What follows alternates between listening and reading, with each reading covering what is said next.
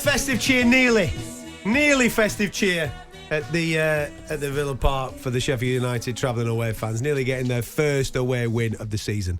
03717 22 334 as you pour out that ground. Let us know your thoughts on the game. We're going to get straight to the calls once my producer sits his backside down and puts some actual phone calls on my little thing here. Tell you what, he's on mince pie duty over there, isn't he? He's got mince pie, isn't it? That's what it is. There you go. Well done, Jack. They're iced mince pies. Could you make anything more sweet than iced mince pies? Rock and roll. Jamal, welcome to the show. How are you? Very well, thank you. How are you? Hello, Jamal. Very well. Go on, mate. What do you want to say, buddy? I just want to say Chris Wilder and Sheffield United came with a game plan today, and honestly, their game plan paid off to a T. And fair play to them and credit to them. They sat back, they frustrated us. The ways passing that's worked very, very well for us this season did not pay off today. I think at half-time I thought Unai would have gone a little bit more direct because it just seemed like the sideways passing was not working, because usually what happens is the opposition will come out of their positions and then there'll be space for us definitely in the middle. But they just set up really, really well. They were really disciplined. And fair play to them. They deserved the point tonight. I think you could always tell that they were going to sit back for about 75 minutes, 80 minutes, and then they were going to come out and try and pinch a goal. And to be honest with you, Cameron Archer, fair play to him. He's gone there, he's scored a few cracking goals for them.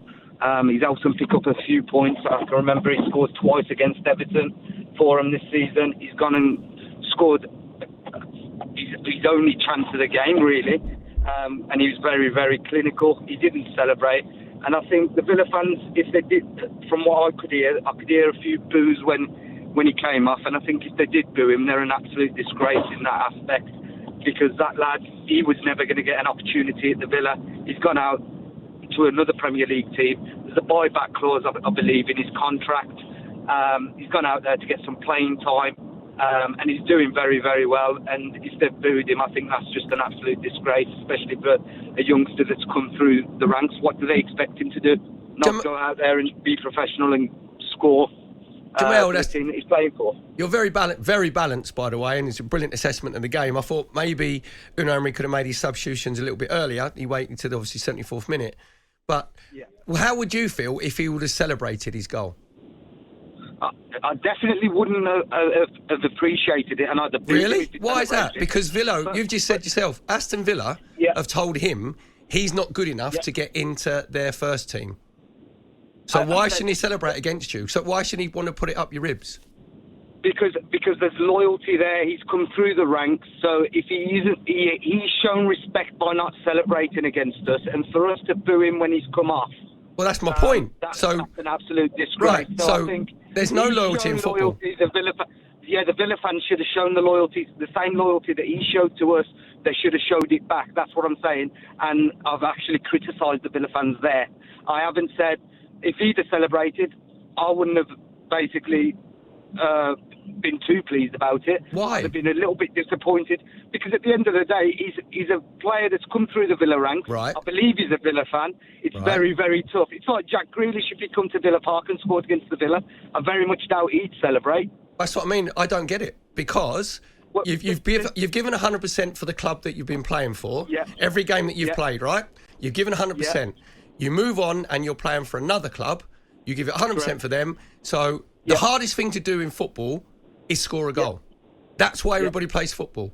So I don't get it. Wouldn't be a lack of disrespect. It wouldn't. Yeah, I understand what you're saying, but he's showing respect for a team that's give you an opportunity to get to the standard where you're at the minute. He's been with the Villa Academy. He's built up his experience through the Villa Academy. He's played for us at youth football level. He's gone out on loan.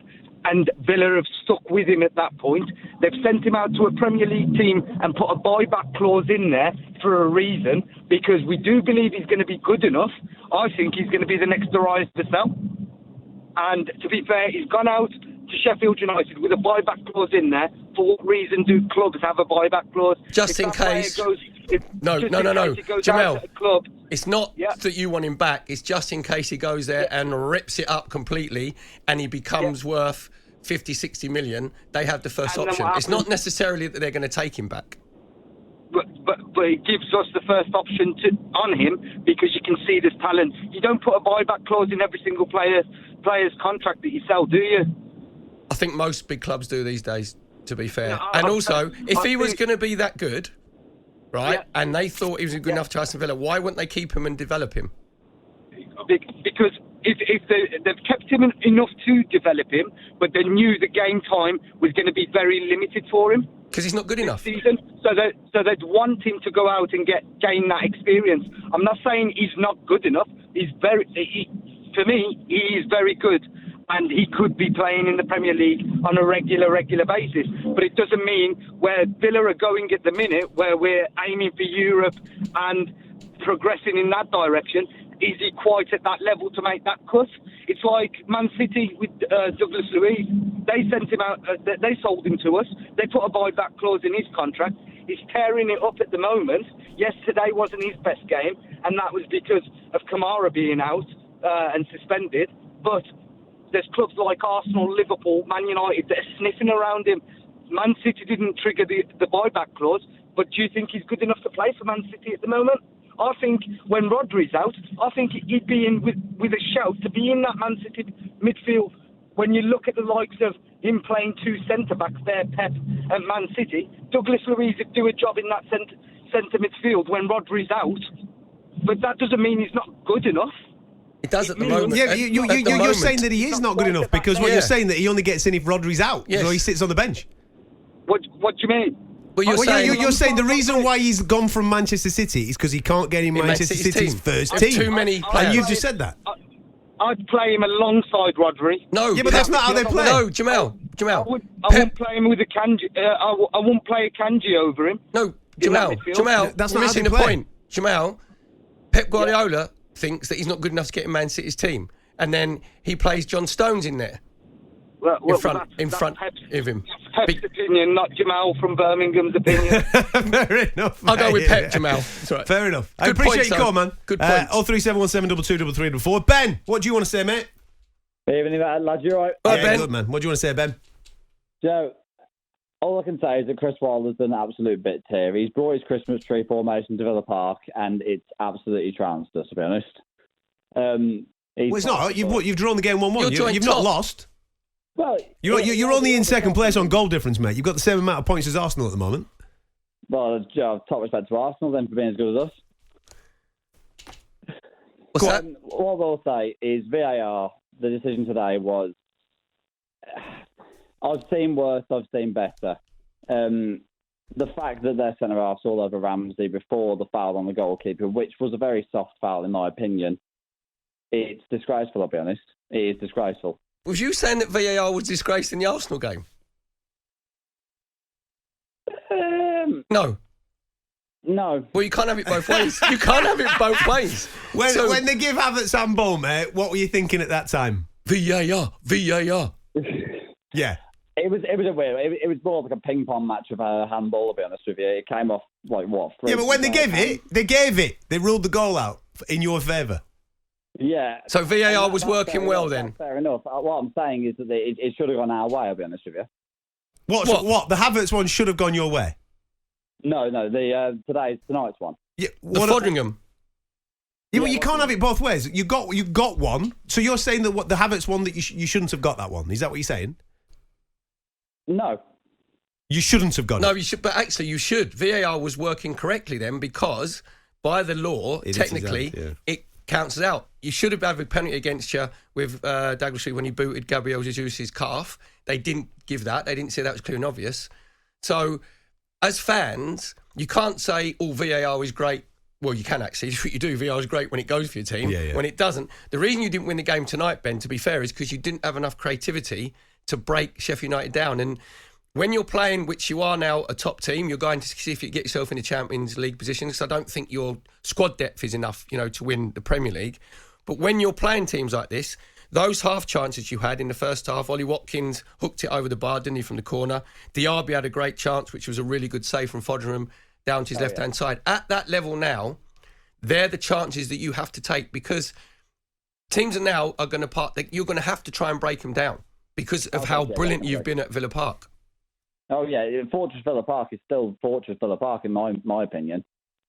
Yeah, absolutely. You've won 15 out of the last 16 and drawn one. So yeah, exactly. So did you? Sheffield United came with a game plan, like the previous caller said. They came with a game plan.